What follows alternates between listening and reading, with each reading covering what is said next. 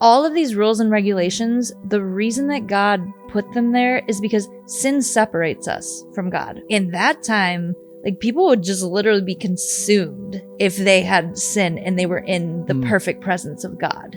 Like, there was nothing to cover over them if they were not perfect. All these rules and regulations are put there because God, from the very beginning, all he wanted is to dwell with us. He just wanted to be with us. Sometimes we look at the Old Testament as just, oh, this book of rules and this and that, and people had to abide by. The purpose of it was because God loved us so much that he just wanted to be with us. And then at the very end, right in Revelation, we just get to dwell with him, like, forever. And that was the very purpose of him creating us. I love how you can see Christ in the Old Testament. Jacob and Rachel, where Jacob meets at a well, he like calls for the women to like feed his camels. Yep. Like, one of them was Rachel, and that's how they met. You could say the beginning of a wedding. And then also Moses met his wife Zipporah at a well. And then there's Jesus with the Samaritan woman. Yeah. He does that intentionally, I think, because he's saying, here's this woman who is sinful. What I want is reconciliation and a marriage between my people, and Father. And then ultimately what happens with heaven and earth is a marriage. Yeah. Because heaven comes down and God dwells with us here.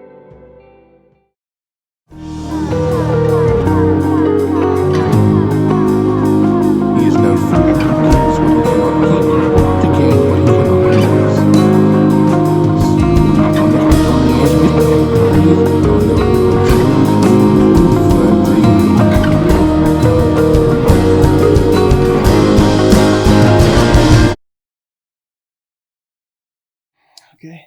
Wow. All right. He's ready. You got your notes. Okay. Welcome to the Spirit Taught podcast, where the mission is to bring people to worship and awe of God, to draw out their gifts, callings, and insight, and to be challenged together in our perspective while learning how to love God and those around us. Did you catch that? I caught it. I got it. What do you think about that? I think it's great. I love it.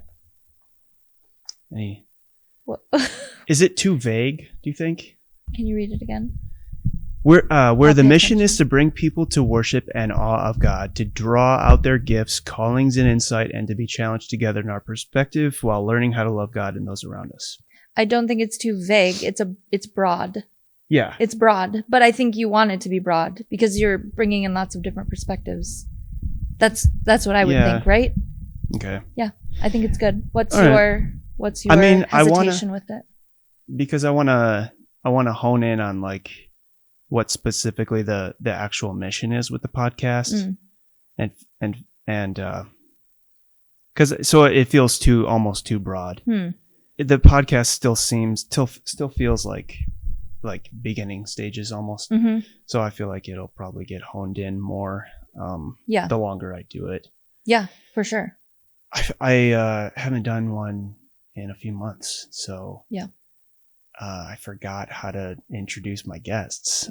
I'm expecting a very good introduction, so I may just walk out and leave if you don't introduce me well. Well, sheesh. Okay. I'm completely joking. Yeah.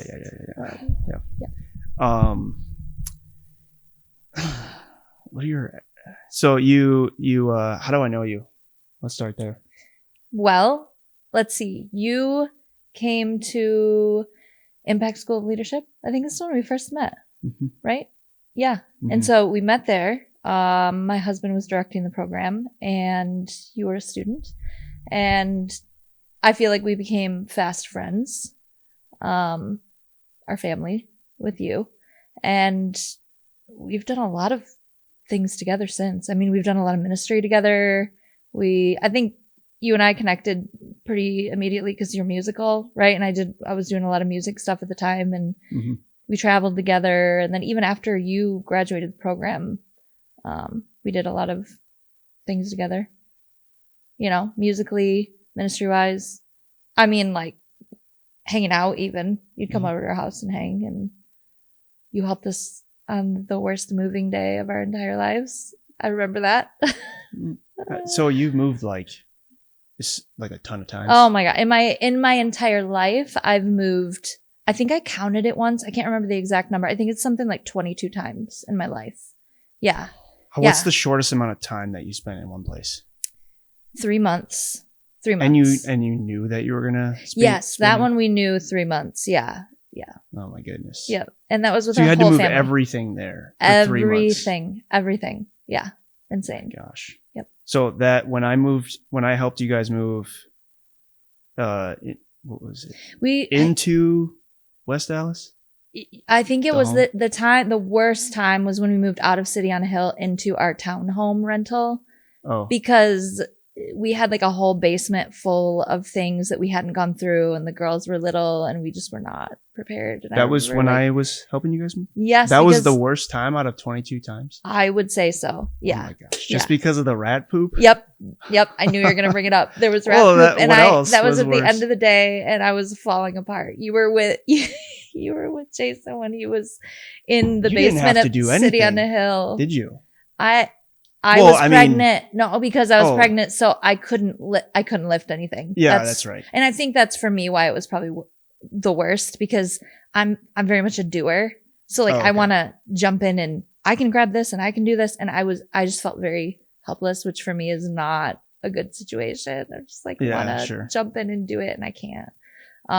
But anyway, yeah, the rat for the people who don't know about the rat thing, but there was.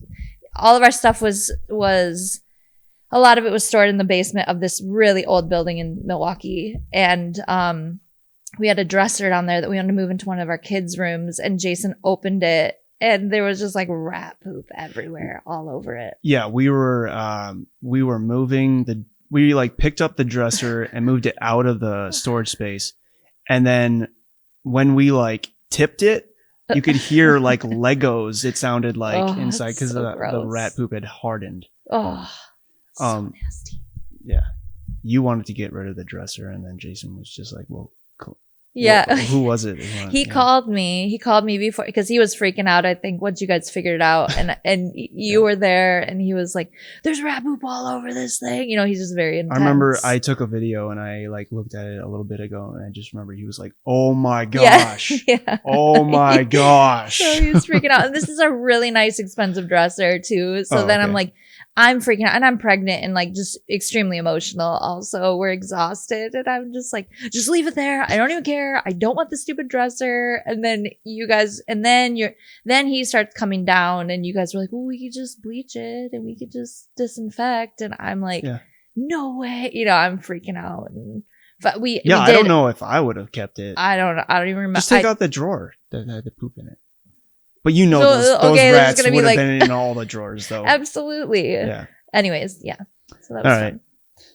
Fun. Yeah. What types of things are you? I don't know how to transition from that. What types of things are you involved in?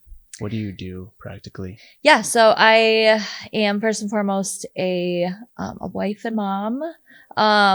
We have 3 kids, so just kind of taking care of their schedules, theater, gymnastics, sports, basketball, volleyball, a lot of different things. So managing that, taking care of a home, wife to Jason, support to him with his ministry with Elevate Industries.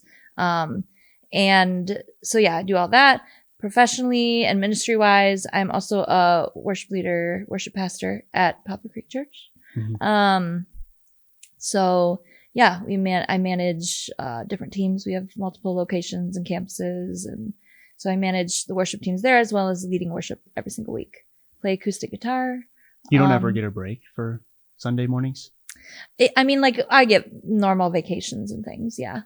Mm-hmm. But as far as a break from, like, if I'm here and not taking vacation, a break, probably not. Like if I am taking a break on a Sunday, I'm either at a campus. Once in a while, I'll go over to a campus and help lead over there. Or I am doing ministry somewhere else, or I'm on vacation. So, not much of a break there. Yeah. So you're never maybe just playing acoustic in the back and not leading vocally, or? Not at this point. I think once our teams grow a little more, that could be a possibility. Yeah.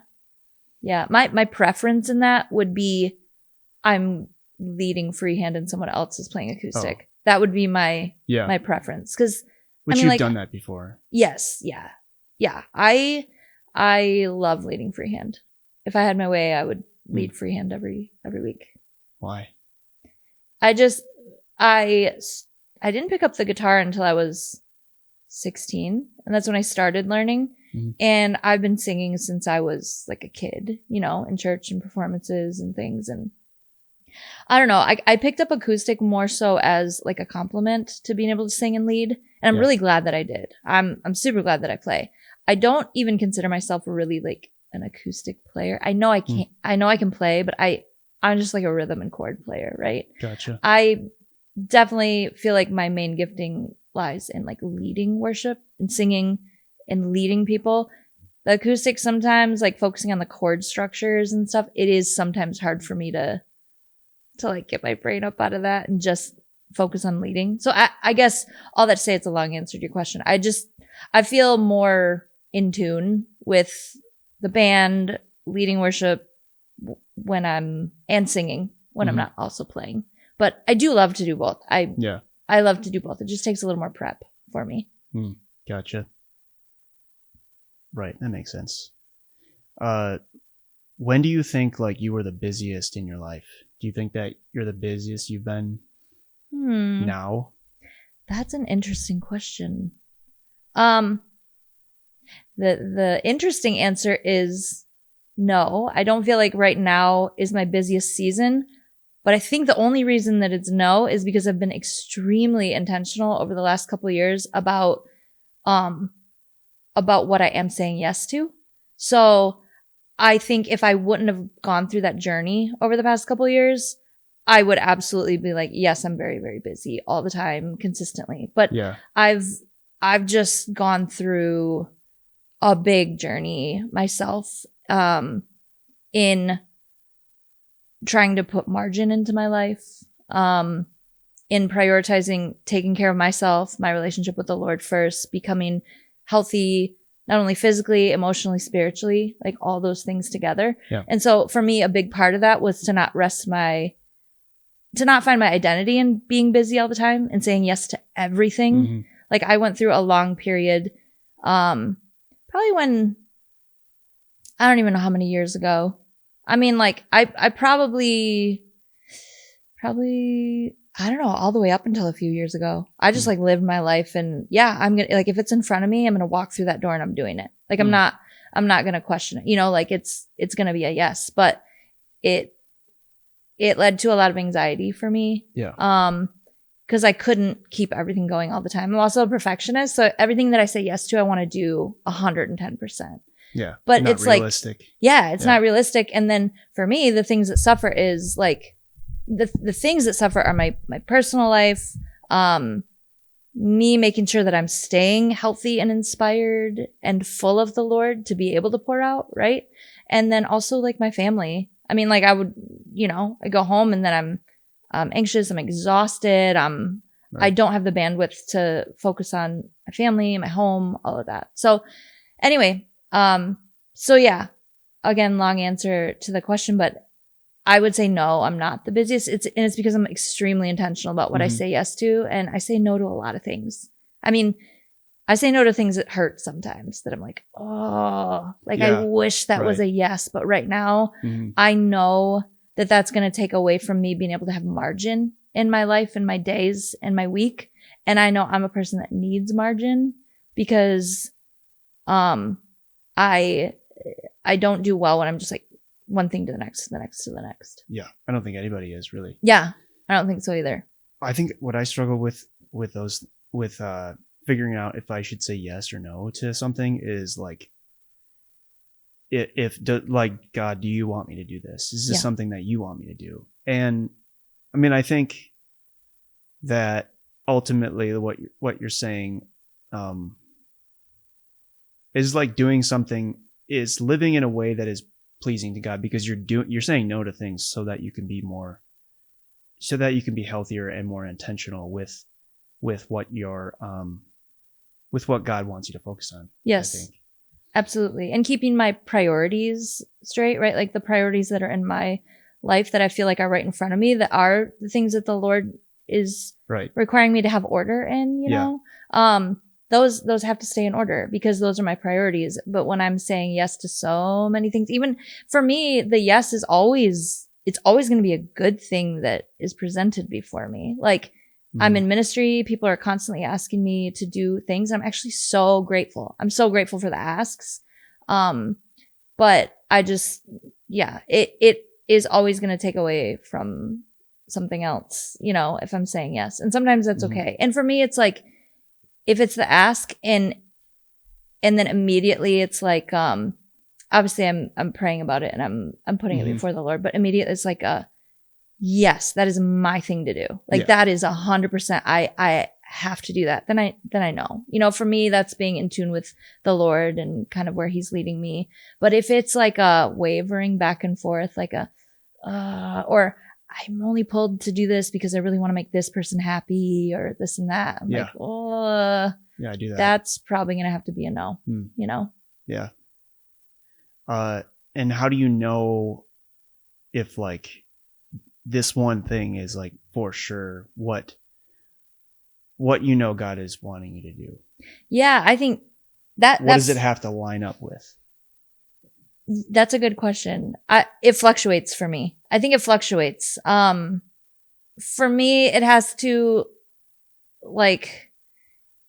be aligned with my, like the things that the Lord has given me, the gifts that God has put in me, right? So it has to align with, my passions, my desires, the thing that the Lord has burned in my heart to do, that are mine to do. And then, but not always, because then sometimes there's something presented before me that's just like, the Lord wants me to do it and walk through it in obedience, right? Like here's an example. I'll give you like a granular example. And this is something that's like a very short window of time. But when I'm home, I'm a fairly introverted person. So I feel like I'm maybe ambivert. So like I am outgoing, but I can be, and sometimes I can get filled up by being with people, but a lot of times I need my time, my space, quiet, like to recharge, right? There's been seasons of my life when I had little ones that I didn't get that, and that's okay. And that, you know, the Lord sustains through those seasons. But I'm in a season now where all my kids are in school all day. I have very intentional days where I'm like, okay, I'm going to have this time to get out in nature, take a walk around the neighborhood, listen to a podcast, pray, read, whatever it is, read fiction, even listen to an album, you know?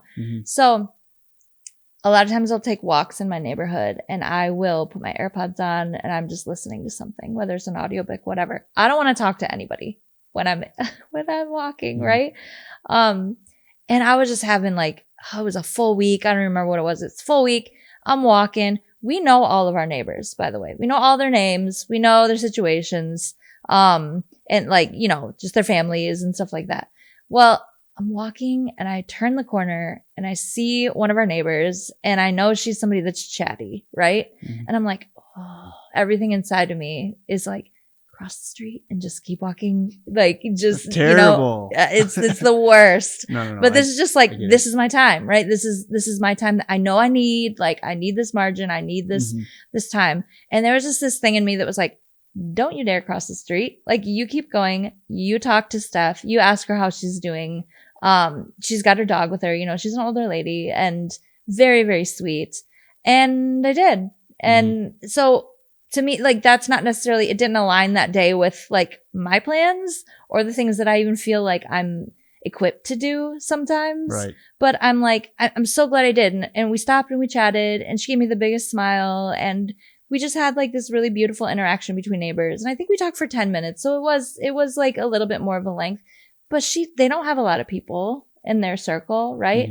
I forget sometimes that I have this huge circle of people that I'm very thankful for. Like, I'm around people all the time. I'm so thankful for that, but not everyone has that, you know? And, that's not to say that like, oh, because I'm there for her, I'm anything special. But I think the Lord that day specifically had me just to say hi, to bring her a smile, and it was good for me too, to have a connection with a neighbor. So anyway, that was more of a small commitment type of thing, but it like affects your day and your time and all of that, right? So I don't know. Yeah, no, I think it's good to have those things fluctuate and be open to those things and not so closed off to just open to, what's the word I'm looking for? Flexible. Yeah, just flexible. Yeah. And open to hearing from God, and if he wants you to do certain things that are outside your whatever you were wanting or planning for that day, or I think for me, sorry, I didn't mean to cut you off, but I think for me, that's why it's hard to answer the question of how do you know it's yours to do? For me, I think it's more so being in tune with the Lord, and even in seasons, the Lord is calling me to different things in each season, right? This season of my life is very full, and there are certain things I think for me that are just blanket statement no's in certain seasons where I actually decide ahead of time. And it's not for me right now in this season, I get a lot of requests to go join worship teams for different things, right?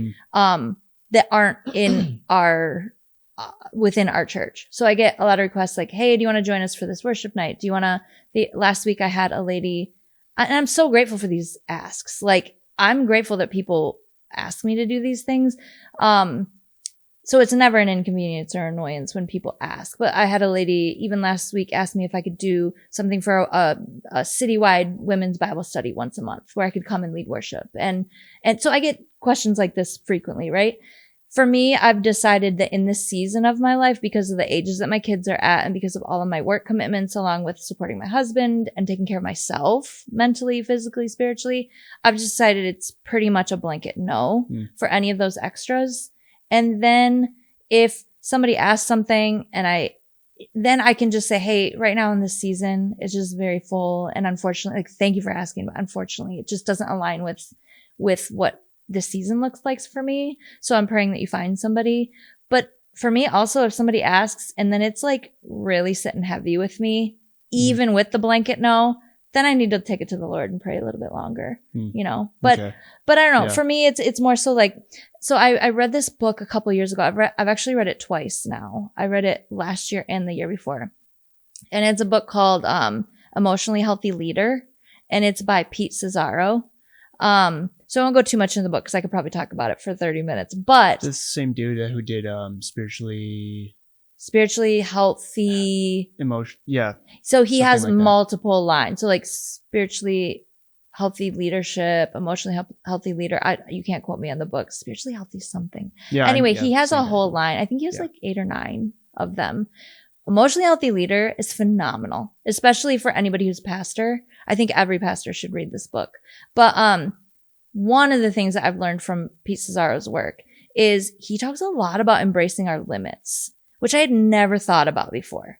All of us were actually, even in the beginning of time from creation, there were limits to creation, even. The waters had to stay within limits, right? Even the Garden of Eden, it had borders. Yeah. And the Lord creates us with limits. We're human, right? And we don't always acknowledge what those limits are. So I've really, in different seasons, I'll go into the season going, okay, in this season, what's my limit? What are the things that I'm saying, that's my limit? And if I try to go past that, my limit, then it's going to have to pull from something else and it's not going to be healthy.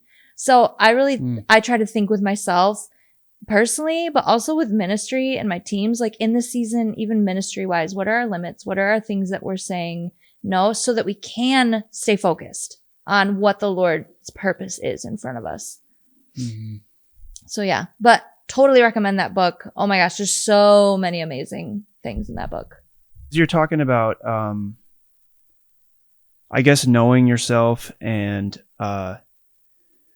being able to discern your areas of gifting or your calling and your I guess you could call that your limit, your calling, what you're called to. You don't have to be outside of that. You can go outside of it, like you're saying, in different things, but that's not what your focus or your emphasis is on necessarily, because you're doing it doesn't mean. Yeah. So like, what do you think that is your like main area of gifting and like the specific mission that Jesus has given you? What do you, if you were to explain that in any way, describe that in any way? That's a good question. I think there's multiple things within that. I mean, for me, first of all, my mission, number one, is always going to be to have a close relationship with the Lord, right? That's always going to be number one. I also have, I want to make sure that I'm investing into my marriage always. And I want to make sure that I am investing to my kids and my family, and that those are really good and healthy relationships. Those for me always have to stay as like top in my mission, you know? Mm-hmm. And then I feel like the ministry that the Lord has called me to, I mean, he's given me different giftings within ministry, right? I mean, he's given me the gifting of leading worship, singing, you know, and working with teams of people, to be able to lead people into the presence of God where people are changed. So I don't necessarily feel like I'm glad that the Lord has blessed me with singing and with, you know, some of those gifts.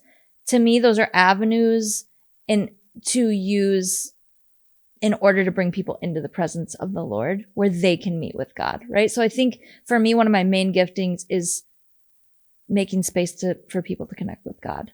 Mm-hmm. And you do that in your own specific way, like, because there's so many people who sing and play or whatever, or lead in worship and bringing people to God. Mm-hmm. But like God has created each person with a specific, unique way of doing it. Yeah. Though. So. Yeah. Yeah, absolutely. And I think for me within that, I'm very much a people person. So, I love getting to know people. I love seeing other people's gifts and giving avenue for other people to use their gifts and encouraging them in those things, and, kind of like mentoring them up into what the Lord is purposing them for. Mm-hmm. I feel like that's a big spiritual gift of mine. Yeah, I don't know what you would call that, but I'm sure there's a word for it. I'm blanking on it now. Yeah, it is like mentorship. Yeah. So I love doing that with people. I love, maybe. There's some discipleship in there, but yeah. To me, it's just pastoring and shepherding people, right? I mean, I love that part of ministry.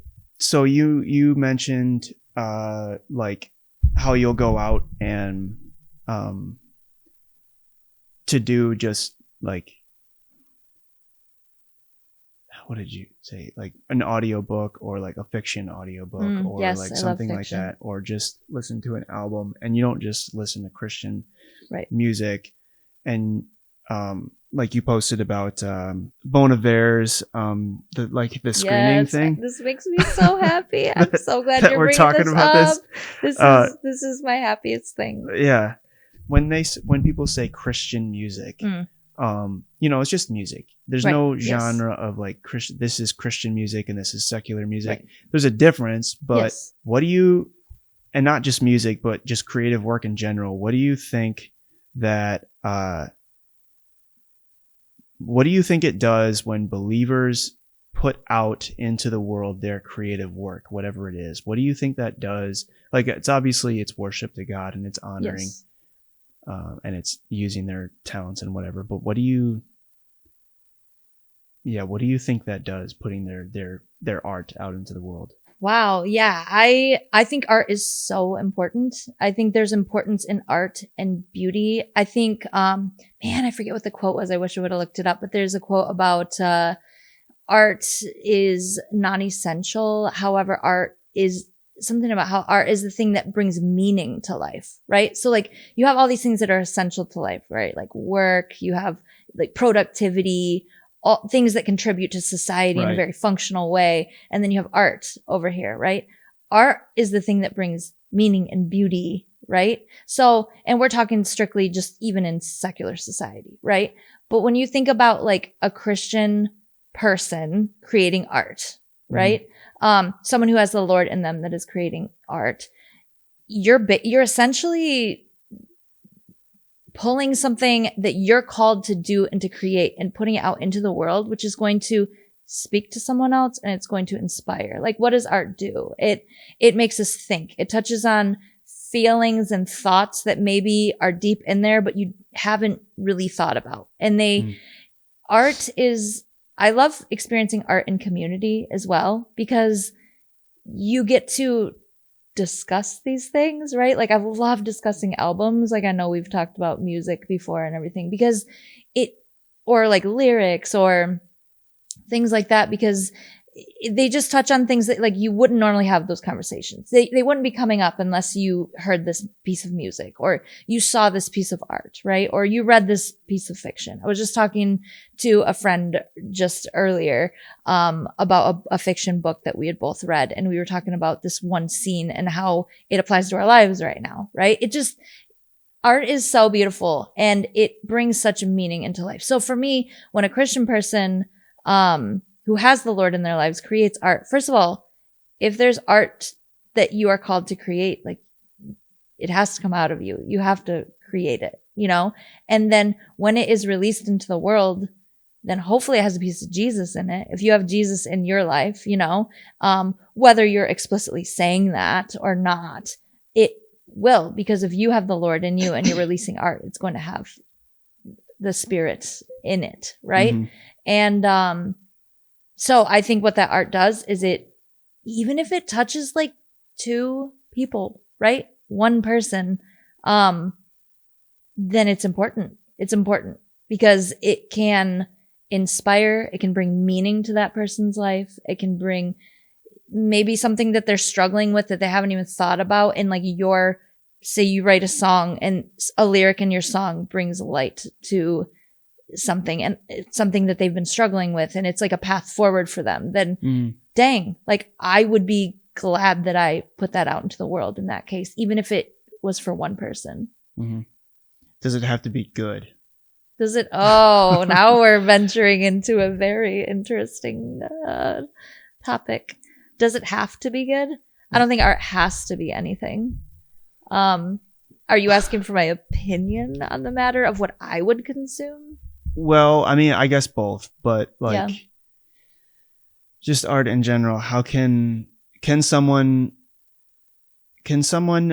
receive something true and meaningful and beneficial to them from art that is, I guess it's subjective. Yep. And that's exactly what I was going to say. I think even defining what is good art, right, is very hard.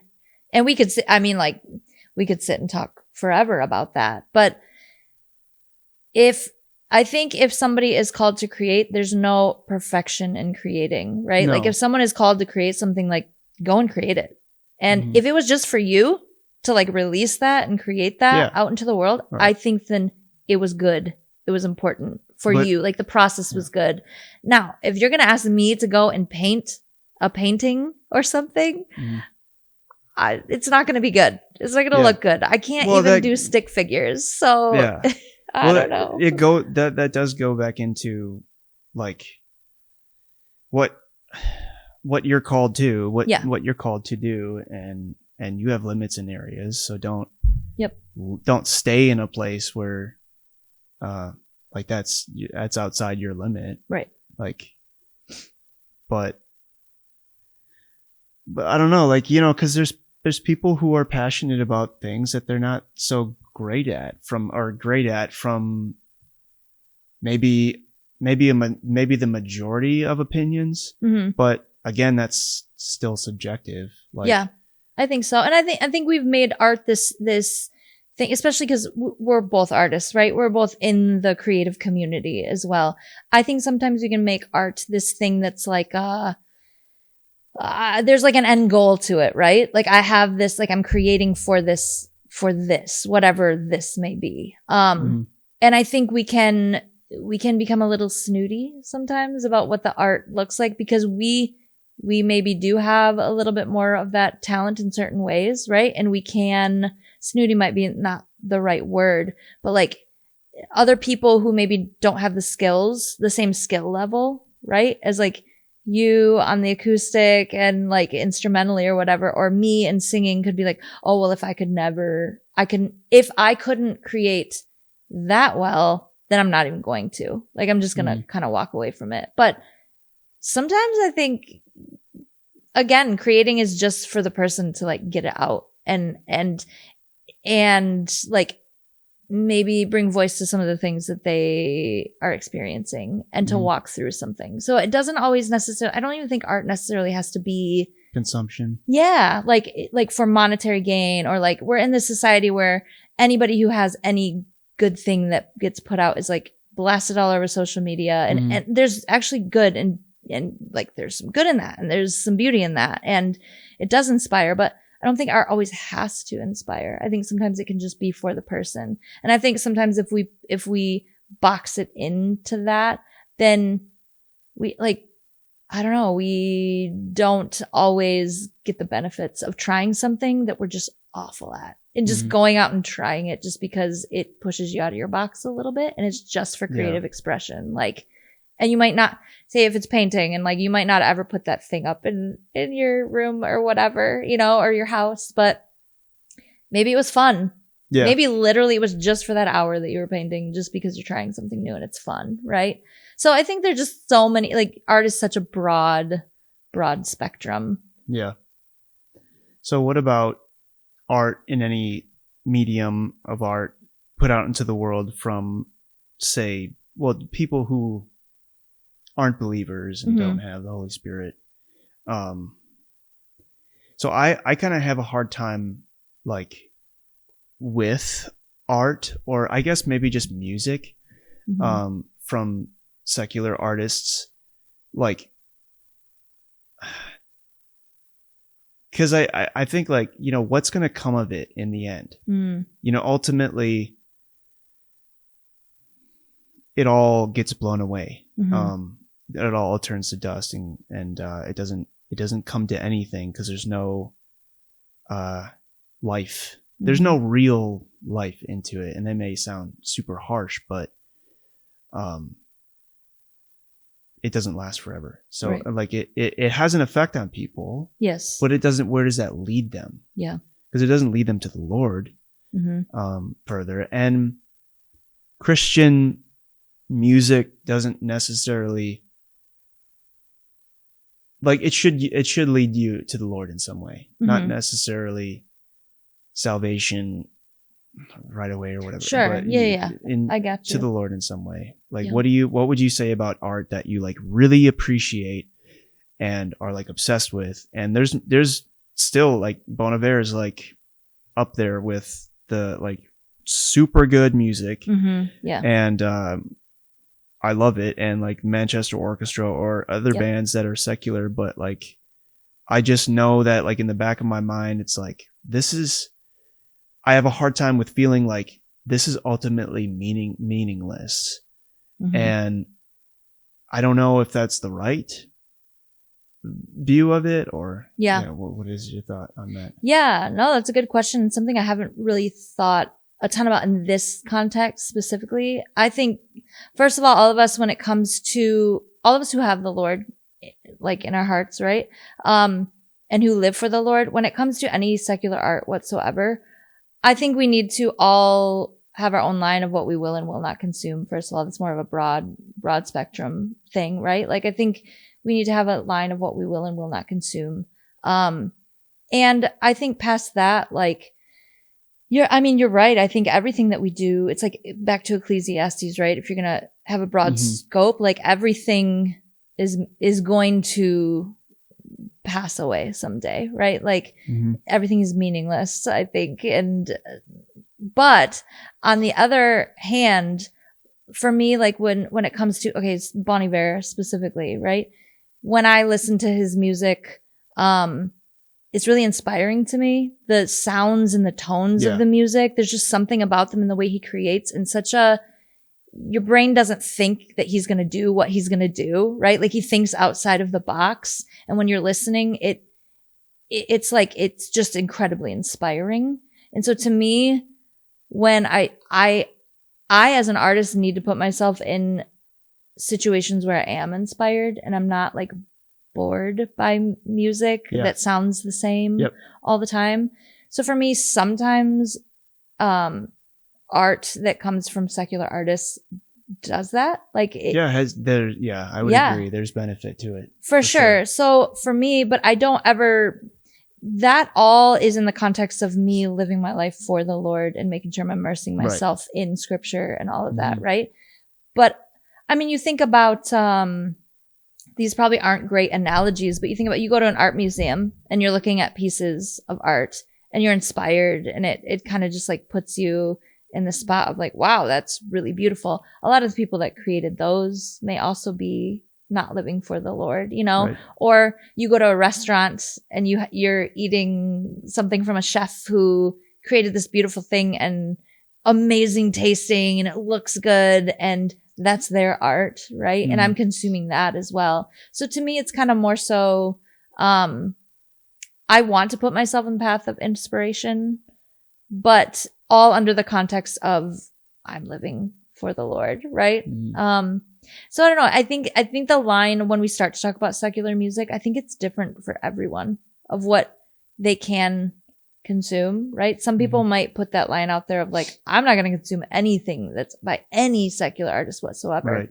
For me, I find value in it just for my own life, for inspiration. Yeah. For music history, even. I mean, like some of the artists that I've listened to that are just incredible musically. Like I think about Radiohead and some of the stuff that they have done that I'm like, wow, it blows my mind, you know? Some of the things that they've done musically, specifically. Do I love their lyrics? No, not necessarily. But anyway, so yeah, it depends on how you enjoy it. I think so, and how you're consuming it and what you're making it as a part of your life. Yeah. What do you think your personality? What is your personality type? Do you know? Like have you taken the Myers-Briggs thing? I took the Myers-Briggs so long ago, and I don't remember. It's probably different by now.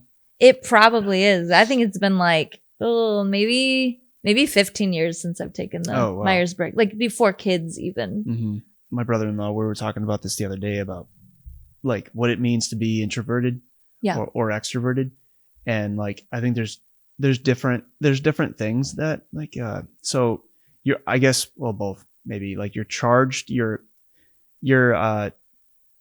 get energy from being with people, or energy from being alone, or there's also how you perceive or like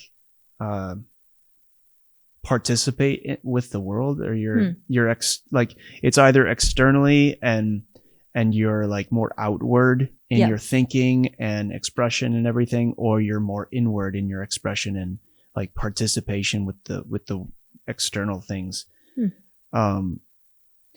And yeah, so I don't know. That's super interesting, because I feel like maybe that's why I consider myself an ambivert, right? Like in between, because I definitely get recharged by being alone and by having some quiet, right? But I feel like I'm an external processor for sure. I feel like, so it's maybe that's why I can kind of identify with both. I can identify with some things about like extroverts. But Tyler. Yeah, well, I mean, well, he said he's an introvert. I was gonna say, what did he say? Yeah, he was saying he's like, he's so energetic and everything like that. Yeah, he's definitely a people person, but he mentioned that he definitely gets recharged by spending time alone. So interesting. I think it's more for me, like if I'm not in a crowd of people that I know, I'm gonna get depleted. Yeah, for sure. But if I like, so it just takes more energy for me too. Yeah. And maybe that's for everyone. Like it just takes more energy. Actually, maybe not. Yeah, I don't know. Like, I don't know, because I'm similar to you. So I'm like, I don't know. I'm trying to think of like my husband Jason, because he could just thrive in a room full of people that he doesn't know. But also on the other side, when he comes home, it does exhaust him as well. Yeah, no, I know that about him. Like he's definitely really good at, he's just a great people person. But then I still think like it's probably easier to just be with people you don't have to spend so much energy in, like, getting to know or whatever. Like the small talk thing, right? Like what are we talking about? Maybe the weather? What do you do for a living? You know, I mean, if you know someone, you just all have all that history and you can just talk about whatever, or you know the person better, so you can just talk about whatever you guys, you know, have, like, what's your context. So yeah, I have to revisit the Myers-Briggs because I do remember being super interested when I took it and learning a lot. I think we talked a little bit more in more recent years about the past, I think like 4 or 5 years ago, I got into some of the Enneagram stuff. And that's been really eye-opening for me, learning like my Enneagram number and learning more about it and kind of hearing other people talk about it. So I've been on the Enneagram kick probably like the past 4 or 5 years, just because it's added a lot of value to it's my huge. life. It's been huge, like in the past few years. Yeah. What are some things in scripture you've been reading or that have been on your mind? Okay, so at the beginning of this year, this calendar year, I felt led to dive into the Torah. So like Genesis, Exodus, Leviticus, Deuteronomy, Numbers is in there too. Numbers. Yeah. So I didn't even really know why. I'm just like, the past few years I've been a lot in the New Testament and in Psalms, and that's been great. This year I just really felt like I want to go back to Genesis.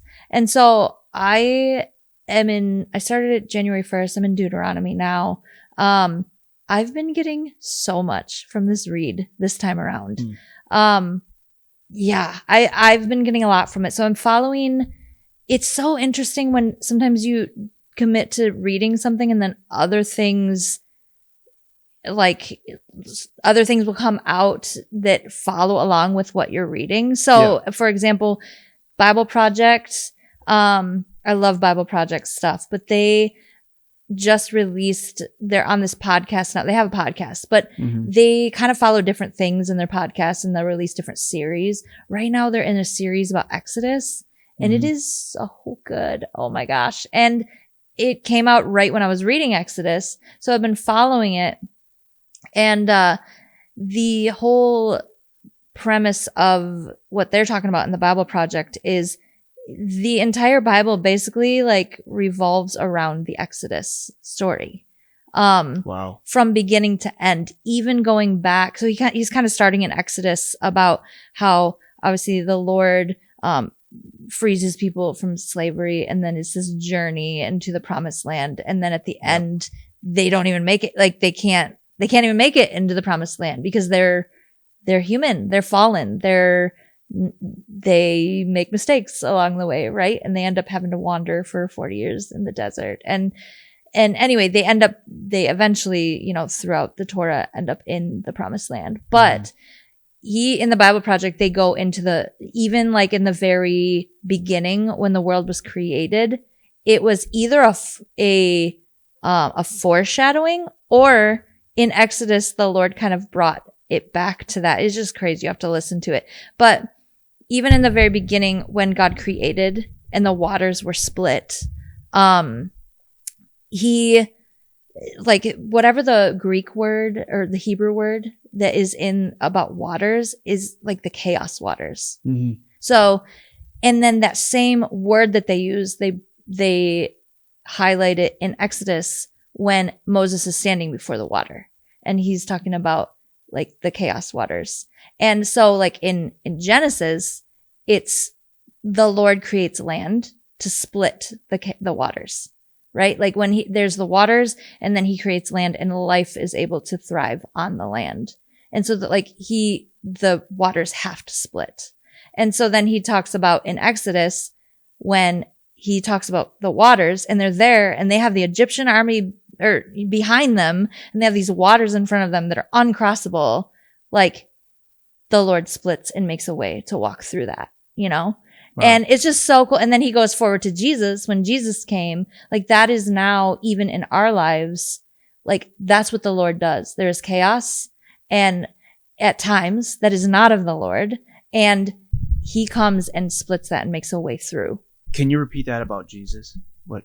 I haven't listened to the part in the Bible Project where he speaks of Jesus yet, but he's kind of like, he's going to get to it. He's talking about how he's going to get to it. But like there is like on the earth at that time, there's just chaos everywhere on the earth before, like even in Jesus's day, like in government, in the oppression of the Jewish people, right? There's, and even our sin, like we're at that point in history before Jesus comes where we're like drowning under the weight of all these rules just to be able to be with God, right?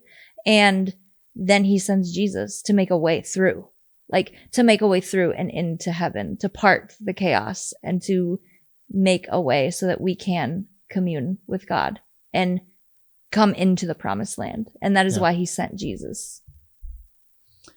There's like also Jesus walked on the waters. Yeah. Because there's a lot of like what you're saying about waters representing like chaos. Yeah. The cool thing about the splitting of the Red Sea, them like the Egyptians, okay, so Israel being delivered from the hand of Pharaoh, like the Egyptians, the affliction that they were experiencing, getting delivered, and then going through the sea, which is like baptism. Yes. What, and that's even mentioned by Paul, I think. Yeah. But I don't know if it was the Red Sea or the Jordan River when they crossed the Jordan River. It was the Red Sea. It may have been both, but it's funny because I was just listening to one of his podcasts this morning, the Bible Project one, and he referenced this exact thing. Really? Yeah. About it being like baptism? Yes. Yeah. Yes. And then floods and then as they pass through, God floods the Egyptians, and they get delivered, but then they get straight into a wilderness. Yep. And then they pass through the Jordan River, and then they're delivered into. So first they're delivered from something, and then they're delivered from the wilderness into the promised land, which is ultimately Jesus, heaven, or whatever, however you want to put it. And that is exactly like what, there's this dude that I listen to, who says, the New Testament is the Old Testament spiritual, and the Old Testament is the New Testament physical, or something like that. Yeah. Things are, expressed or understood spiritually now, whereas in the Old Testament mostly things were very physical and material, I guess. Yeah. Not completely, but how we're delivered from the affliction of the world, which would represent Egypt, which would represent, and then we're delivered from that into the wilderness, which is where we are now. We're in the wilderness of this world system, even though we're in Christ, and then we get delivered from this world system to Jesus, which is the promised land. Yeah. And also how Peter mentions that the flood, Noah's the ark and the flood, how that was like baptism. Yes, same. And how the ark represents Jesus, our salvation from. So we're like baptized through, and God destroyed the evil on the earth. And saved us through the ark, through Christ. Yeah.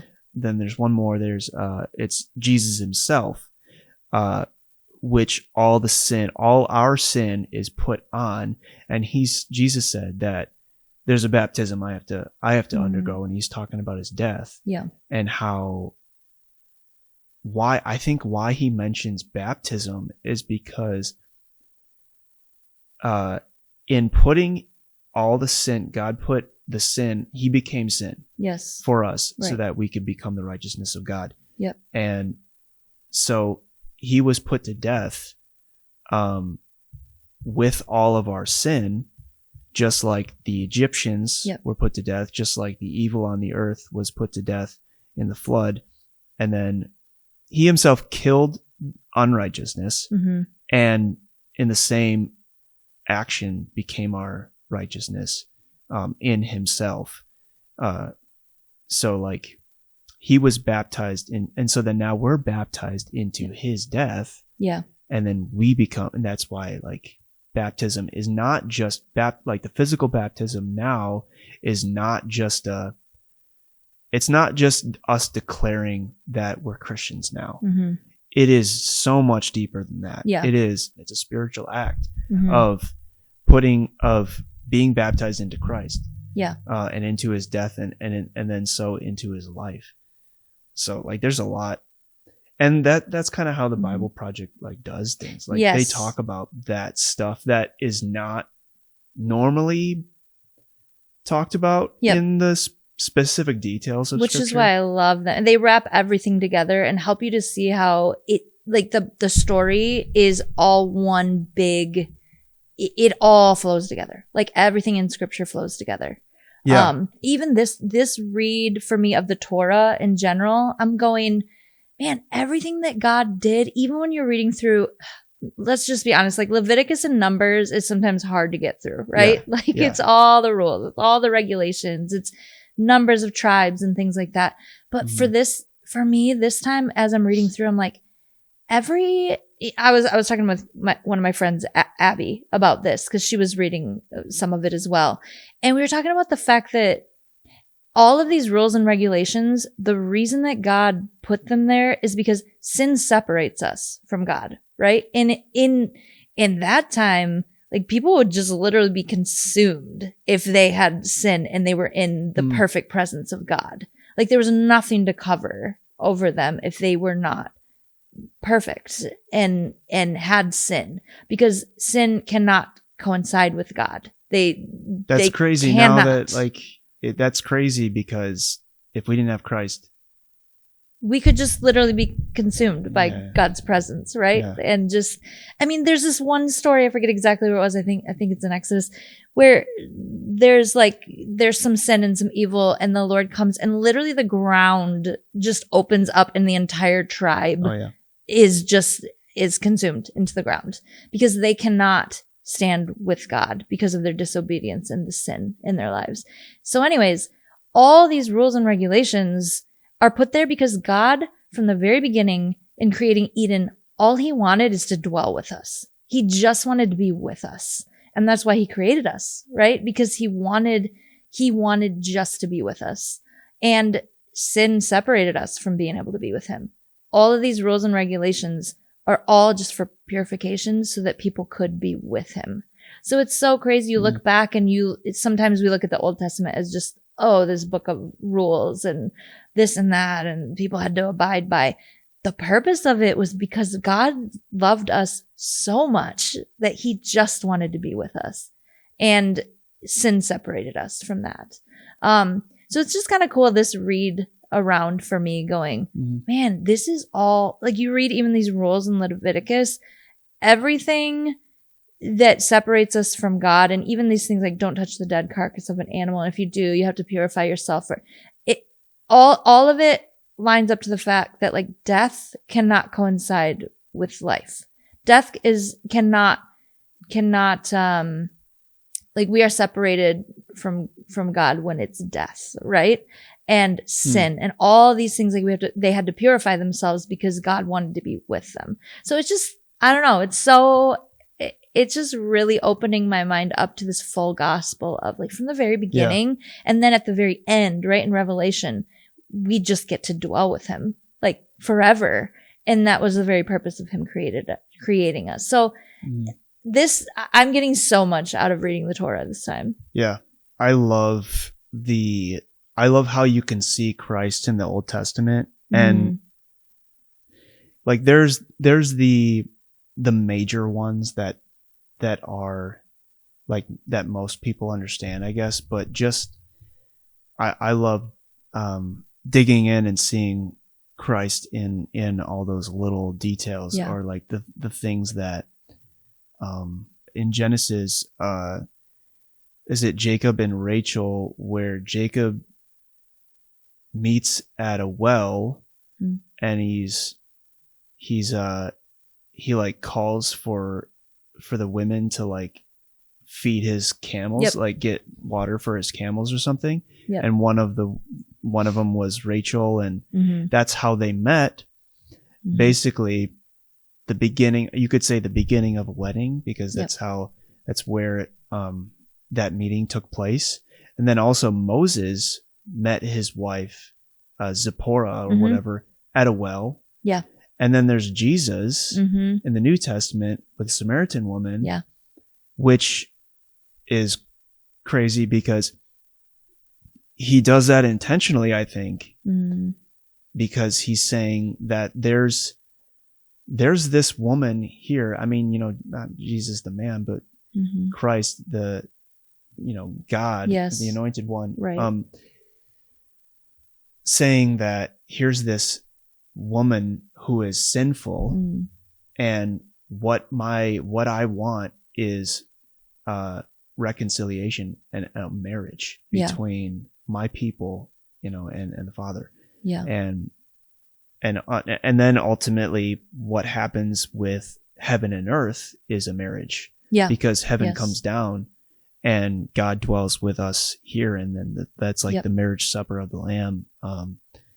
So yeah, it is all just one big story, and there's so many different things that you can get out of the Old Testament. Like, Yeah. For sure. what is one thing you feel God is speaking to you or saying to you lately? So something that I think the Lord is speaking to me, that's actually I haven't talked to anybody about this, so this will be a fun one. So I'm going to go off topic a little bit, but I'm going to bring it back around. So we were talking a little bit earlier when you were setting up about survival shows, right? I love survival shows.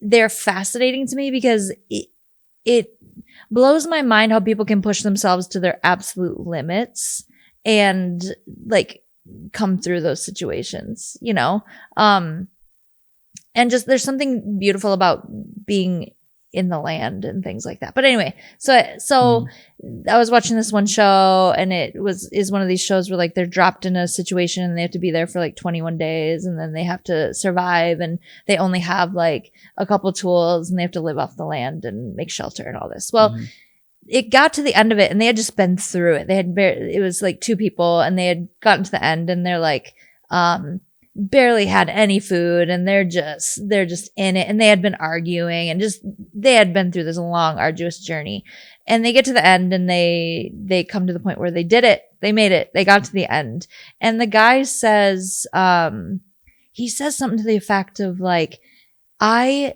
did it, and like I proved to myself that I can do hard things. And he was like, go out and put yourself in situations where like you're in the middle of a hard thing, and you can gain the confidence to get through it on the other side, and it just piqued something in me where I'm like, I think for me right now, like God is speaking to me that the hard things in my life that are in front of me, like I can do them. I can conquer them. I can walk through them with him, and not that I didn't know that in the past, or this is like the survival show was the first thing that like brought that to my mind. But it was one of those things where, I mean, I guess this kind of even goes back to some of the art conversations we were talking about. Like sometimes things pique these things that the Lord, like they poke on things that the Lord is doing in you, and they just inspire, and you're like, man, yeah, absolutely. Like some of these hard things that are in front of me that maybe I want to like shy away from or whatever, or maybe I've kind of like been beating around the bush in my mind and kind of like avoiding, I can walk through that, and I can lean on the Lord for his strength through it. And I can get to the other side, and actually I'm going to grow through these things on the other side. So I think for me, it's like in a broad scope, not being fearful of walking the hard road sometimes, not being fearful of like pressing into the things that are difficult. And for me too, honestly, it's the Lord is bringing me out a little bit more into like I taught a DSOM class in January, which for me is like, I could sing in front of however many people all the time, lead teams of people, do the one-on-ones, all of that. For me, being in the public eye and speaking even like this is more difficult. teaching, difficult for me. I think because I struggle sometimes with insecurities and I just don't have as much confidence in some of those things. I feel like the Lord is pushing me out a little more to do some of that. Doing some Wednesday night class stuff coming up here, like teaching some classes on Wednesday nights. I know Andre, our campus pastor, keeps trying to get me to come over there to preach. And right now it's more of a logistical thing to try to figure out worship stuff. But I feel like some of those doors are opening, whereas maybe this also in another way brings back full circle to our conversation earlier. Is this something that I feel like, oh, God's called me to be a teacher? Maybe not necessarily, but I feel like these doors are opening and they're not ones that are a blanket no. Like God is saying, okay, even though this is something that you might feel a little more insecure in, you don't feel like you are maybe the best person for this for all the reasons, right? Like, this is a door that I'm opening for you and it's one that you need to walk through, you know? And I was so glad I said yes to the DSOM class because I learned a lot from those students. Like it was the ordination level. So for me, it's like even more scary because I'm like, these are people that some of them have been in ministry for years and now they're on like getting the highest level and I'm going to teach them something about worship, you know? And it was so cool to dig into the book together to kind of present some of the things that I've learned, but also to hear from them. And I don't know. So long answer to your question, but for me, it's more so like walking through some of those doors that, I mean, they're going to stretch me a little bit. They're going to put me out of my comfort zone, but I can do the thing that I feel like is hard and I can walk through it and I can learn and grow through it and on the other side. So that's just one example of it. Mm-hmm. What are some of those harder things that you're talking about?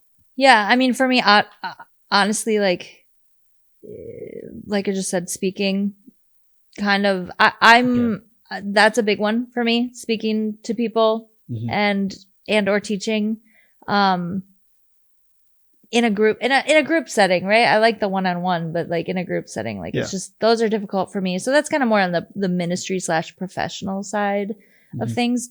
Another one that's like super practical right now is like on the physical sense of things, I'm really trying to be better about taking care of my health.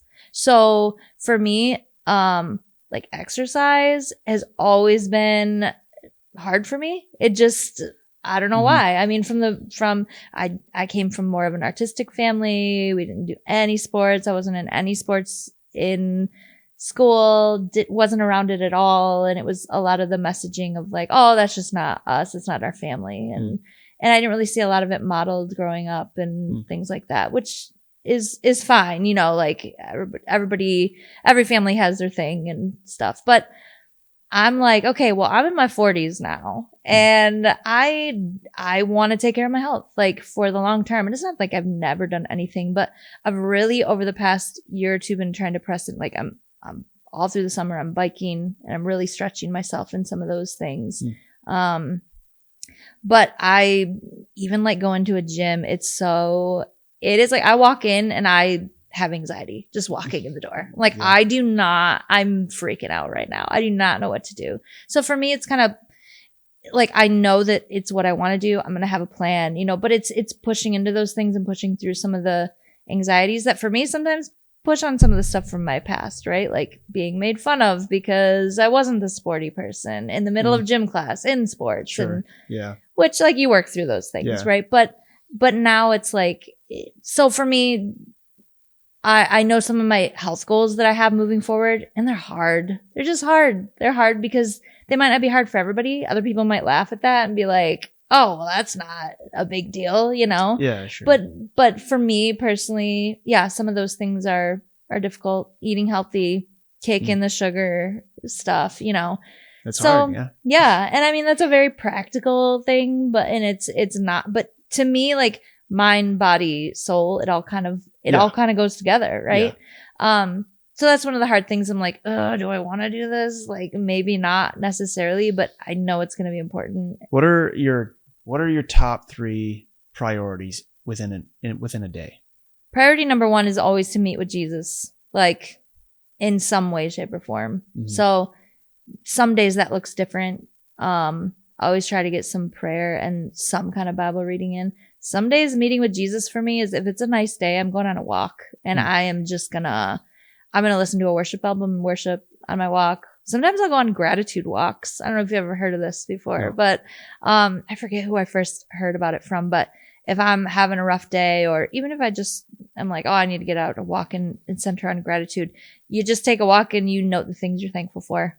Honestly, getting outside is, for me personally, is a big top priority. Getting outside somehow every day. Even when it's cold, it doesn't have to be for like any certain amount of time, but I just need fresh air. Like it's just good for my mental health, to get outside. Yeah. And then I think for me, the next top priority, like I have so many, my life is so full of a lot of good things, but also just to-do list things, So I have a lot of priorities within a day, but I think the next most important thing is connecting with the people closest with me.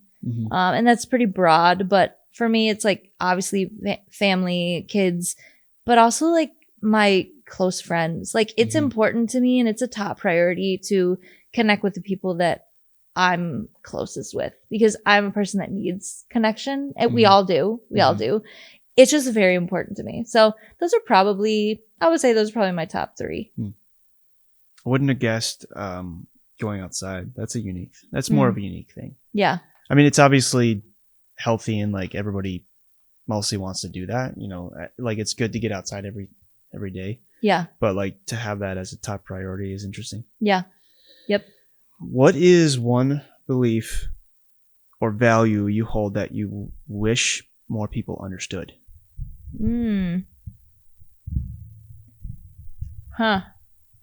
Or a belief or value that you hold that is unique to you or more unique to you, or an uncommon. Okay. Maybe define it a little more. What is a belief? Or like, what do you think? Okay, when you look at me in my life, now I'm going to be the interviewer. When you look at me in my life, what is something that you think is a little more unique to me? Well, I think when you mentioned like how you're like a really good mentor for people in your own ministry that God's given to you. So maybe that is what I would say, that like you really value like seeing people thrive in their gifts and their callings and whatever that may be. And actually really you and Jason are pretty similar in that way. They're different but similar in the same way. Like you guys are like just huge in that way. Very very very intentional and very focused on other people's, I don't know how to put it, I guess, but you're both very huge people persons. I got that. Well, it's interesting that you say that. First of all, thank you for seeing that and noting that. It's interesting because we had just talked about like one of my top priorities in a day is connecting with people, and I think for me that's a huge top value for me that I think that the Lord has created me for as well, like connecting with people. So I think for me, I love connecting with people. I see the Lord through other people's eyes. Like I learn more about God through getting to know people and the way that they view God and the way that they live their life and within their personality. I don't even know if that makes sense, but like it does. I was talking to a friend earlier before this conversation, and I was talking to this friend about I appreciate in this friend that they see things in minute detail that I would never pay attention to. Like this friend, sometimes when I'm talking to them, they will be like, they'll be like, hey, did you see when when like you rounded the corner this morning on the way into church, did you see the clouds and just the way that the sun rays shone through them? Like, it was so beautiful. And I had to take a minute to just like note that. And we were setting up for another example. We were setting up for this crazy day. It was like the art show, I think. And we had all this set up to do. I forget what it was, but we were setting up and it was nighttime. And we're like having to pull all these tables from one end of the church to the next. Mm-hmm. And this friend was like, you have to drop that table right now and walk outside because the moon is huge and beautiful. Mm-hmm. And I'm like, we don't have time for that. Like, I have zero time for this right now. But I did. And there was other people there too, right? And we all walk outside and I'm like, this is amazing. You know, I never would have done that. But this friend helps me to like see things that I never would see before because I see God through their eyes, right? And other things. I mean, I could go around. Like, I could even just talk about some of the things that I've learned about the Lord through knowing you, you know, and some of our conversations and seeing the way that you navigate your life. Like, when I see the way that people navigate their lives, whether it's perfect or imperfect, I feel so full inside, and I feel like the Lord shows me so many things, and I learned through that. So that's a value that I hold. So it's not just that like I need connection. Oh, just because like I want connection and I need it. Connection with people makes my life so much more full and beautiful. Mm-hmm. Well, what is one song that has impacted you spiritually, or one that's impacting you lately? Man, the first thing that comes to my mind is not a song specifically, but it's an album. Yeah. And I think we've maybe talked about this album a little bit before, but King's Kaleidoscope. One of my favorite Christian artists. They are so good. I love their lyrics. I love their music. They are a Christian artist that continuously inspires me. But they have multiple albums, but they have an album called Baptized Imagination. And the album, it's a concept album. So it kind of like takes you, it's not just like song. They don't all just stand alone. Like, it takes you through a journey, the entire album. Musically and lyrically, and the way that they put the entire thing together is just really beautiful. And it hit me exactly where I've needed it to. And the entire album, it's about, at the beginning, like, he's rising to the top of all of his goals and all the things he's ever thought that he wanted in life. And yet it's not enough. And he realizes that it's all for himself, and he needs to like fall into the grace of the Lord. And he needs to fall from that like top tier of this ladder of success that he always thought was the pinnacle. And he needs to have his imagination baptized, like, and then he can come up into what the Lord actually has for him. And he like falls into all these questions, and and then at the end, it's like the most important thing is just being with God, like dwelling with God, not necessarily climbing to this top ladder of success on my own. So anyway, that's like the concept as a whole. And his imagination is baptized, and it's just, I don't know. There's something about the musicality and the lyrics, of it, and the journey that he's taking spiritually that has really hit me the past few years. And I've really needed it. Like, I've probably listened to the album on repeat at least 50 times. I mean, maybe more. I don't know. I listened to it a few times. Okay. It did not hit me the way that. So but interesting. That's great for you. Yeah, but for sure. What about a book that has really impacted you lately? Yeah. Man, I love to read. I could talk about books forever.